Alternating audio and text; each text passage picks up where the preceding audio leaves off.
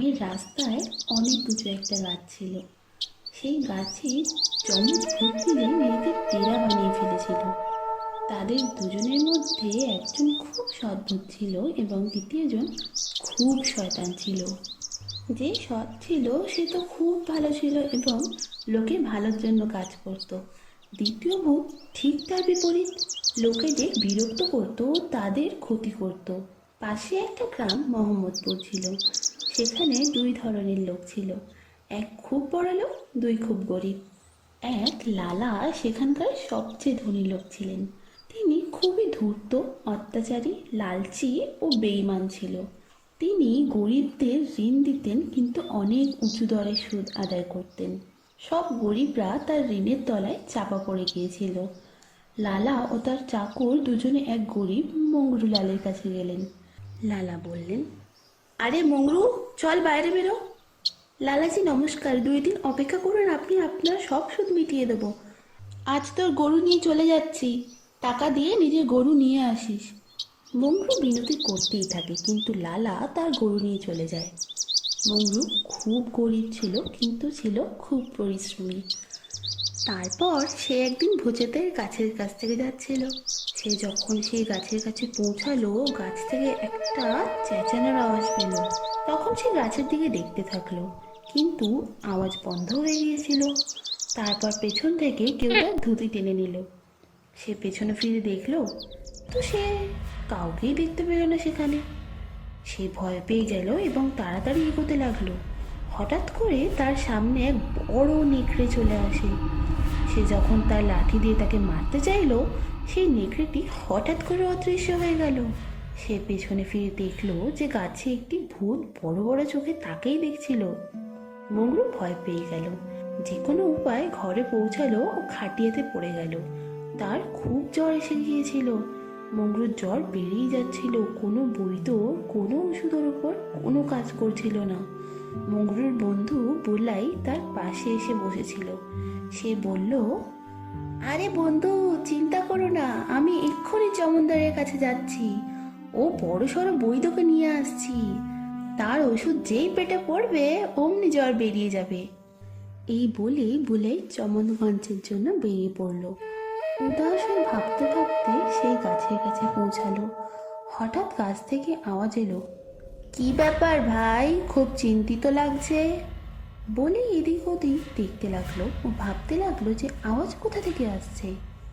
ওই গাছের ভূত প্রকট হয়ে বলল, ভয় পেও না ভাই, আমি তোমার সাহায্য করতে চাই। আমাকে পরিষ্কার করে বলো তোমার কি হয়েছে। আমার বন্ধু মংরু কিছু সময় আগেই এখান থেকে বাড়ি যাচ্ছিল। ও কিছু অদ্ভুত আওয়াজ ও চিৎকার শুনতে পায়। তারপর এক নেকড়ে দেখতে পেল যে অদৃশ্য হয়ে যায়। সে আপনাকেও দেখলো এবং ঘরে পৌঁছে খুব অসুস্থ হয়ে পড়ে। ওর খুব জ্বর হয়েছে, ওর জন্য আমি বৈদ্য ডাকতে যাচ্ছি। তারপর সেই ভূতটি বলল, হ্যাঁ আমি সব বুঝেছি। এইসব আমার যমজ ভাইয়ের কেরামতি ছিল। ও এইভাবেই লোকেদের বিরক্ত করে। তুমি চিন্তা করো না, আমি তোমাকে একটি জড়িবুটি দিচ্ছি। এটা তোমার বন্ধুকে খাইয়ে দিও, সে ঠিক হয়ে যাবে। এটা বলার পর ওই জড়িবুটি বুলাইকে দিয়ে দেয়। বুলাই ওর বন্ধুর ঘরের দিকে যেতে লাগলো। যেই বুলাই সেই জড়িবুটি তার বন্ধু মংরুকে খাওয়ালো, সে সঙ্গে সঙ্গে ঠিক হয়ে গেল, যেন তার কিছুই হয়নি। মংরু জঙ্গলে লাঠি কেটে সেইগুলো বাজারে বেচতো। এইভাবে সে তার নিজের ও নিজের পরিবারের পেট চালাতো। একদিন সে কাঠের ঝোড়া নিয়ে বাড়ির দিকে যাচ্ছিল। তখন রাস্তায় একটা গাছের নিচে বসে আরাম করতে লাগলো। একটা ভূত তার সামনে এসে দাঁড়িয়ে গেল। তাকে দেখেই মংরু ভয়তে কাঁপতে লাগলো এবং বলল, আমাকে ক্ষমা করে দাও ভূত ভাই, আমি অনেক গরিব লোক। একদিন যদি না কামাই তাহলে আমার খাওয়া জুটবে না। কাল থেকে আমি এখানে আর কখনো আসবো না। আরে ভাই, আমাকে ভয় পেও না, আমি যে সে নয় তুমি যাকে ভাবছো। আমি তোমাকে সাহায্য করতে চাই, আমাকে বিশ্বাস করো। তখন মংরু জিজ্ঞাসা করলো, আপনি সে নন যে আমার ধুতি টেনেছিল? না, সে তো আমার যমজ ভাই ছিল, খুব শয়তানি করে। এটা বলার পর ভালো ভূতটি মংরুকে একটি জাদুই পাত্র দিল আর বলল, এটা নিয়ে যাও, আর সর্বদা নিজের কাছে রাখবে। এটা তোমাকে প্রতিদিন 10টা সোনার পয়সা দেবে। এই সোনা দিয়ে তুমি নিজের ও অন্যদের সাহায্য করবে। মংগরু সেই পাত্রটি নিল ও ঘরে চলে গেল। সেই দিন থেকে সে নিজের ও অন্যদের সাহায্য করার কাজ শুরু করে দিল। মংগরুর সাথে তার গ্রামবাসীরাও ভালো জীবন কাটাতে থাকে। সেই গ্রামের ধূর্ত লালার এইটা একদম পছন্দ হয়নি। সে জানার চেষ্টা করলো এবং জানলো যে এইসব সেই বড় গাছটার ভুট্টার দান। লালা ফাটা পুরনো কাপড় পরলো এবং সেই গাছের কাছে পৌঁছে গেল। তার সাথে তার কুকুর মতিও ছিল।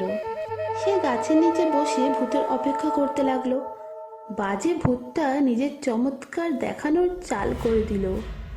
অদ্ভুত রকমের আওয়াজ আসতে লাগলো, মাঝে মাঝে চেঁচানোর আওয়াজ পর্যন্ত পাওয়া যাচ্ছিল। লালা ভয় পায়নি, কারণ সে তো নিজের লোভের কারণে এসেছিল। তার কুকুর জোরে জোরে ডাকতে লাগলো। হঠাৎ কুকুরের পেছনে বাজি ফাটতে লাগলো। কুকুরটি জোরে জোরে পালাতে লাগলো ও এদিক ওদিক দৌড়াতে লাগলো। লালা যেই উঠে দাঁড়ালো, পেছন থেকে তার ধুতি কেউ টানলো। তিনি যেই কোনো রকম নিজের ধুতি সামলে এদিক ওদিক দেখতে লাগলো, সামনে ভূত তাকেই দেখছিল। ভূত ভাই, আমি অনেক গরিব, আপনি আমাকে বিরক্ত করবেন না। আমার গরিবতা দূর করার কোনো উপায় বলুন। ভূত বলল, লালা, তুমি সব গরিবদের রক্ত চুষে টাকা জমিয়েছো আর নিজেকে গরিব বলছো? কাপড় বদলে নিলে কেউ গরিব হয়ে যায় না। তুমি টাকা পয়সার দিক থেকে বড় লোক, কিন্তু মন থেকে খুবই গরিব। এখান থেকে চলে যাও, না হলে তোমার ধুতিতেও বাজি লেগে যাবে। লালা সেখান থেকে তাড়াতাড়ি পালালো এবং রাস্তায় ঠোকর খেয়ে একটা কাদা ভরা জলাভূমিতে পড়ে গেলেন। পুরো শরীরে কাদা ভরে গেল, তার পুরো মুখেও কাদা লেগে গেল। তাকে তো বড়ই অদ্ভুত লাগছিল। দুই যমজ ভূত হাসতে লাগলো। পরিশ্রমের ফল সবসময় মিষ্টি হয়, আর বেইমানের খারাপ হাল হয়।